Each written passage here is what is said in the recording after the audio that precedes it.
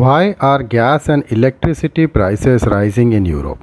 The government of several countries in the continent are now contemplating aid to help tide the people through the winter season when the demand is high.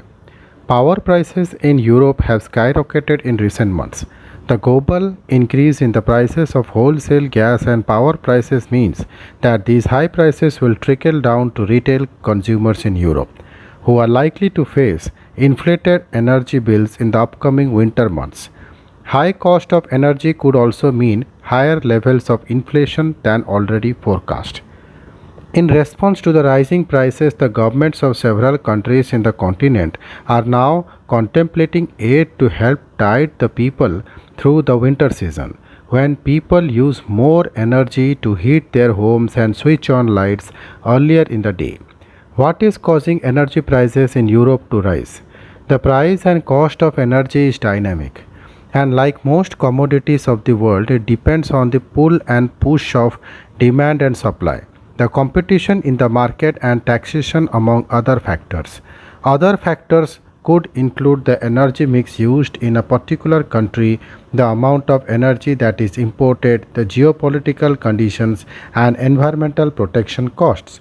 The European Commission's fourth report on energy prices and costs, which came out in October 2020, notes that wholesale prices of energy rose in recent years before they began to fall in 2019 due to economic slowdown and surplus supply. Prices went further down in 2020 as a result of the COVID-19 pandemic, which triggered travel restrictions globally and locally. As per the EC, for household consumers living in countries part of the European Union, prices were highest for consumers in Germany in the second half of 2020, followed by those living in Denmark and Belgium. On the other hand, consumers living in Bulgaria, Hungary, and Estonia paid the lowest prices during this time period. In fact, a household consumer in Germany was paying about 3 times the price for the same amount of electricity consumed as a person in Bulgaria was paying it for it in the later half of 2020. So what has changed now?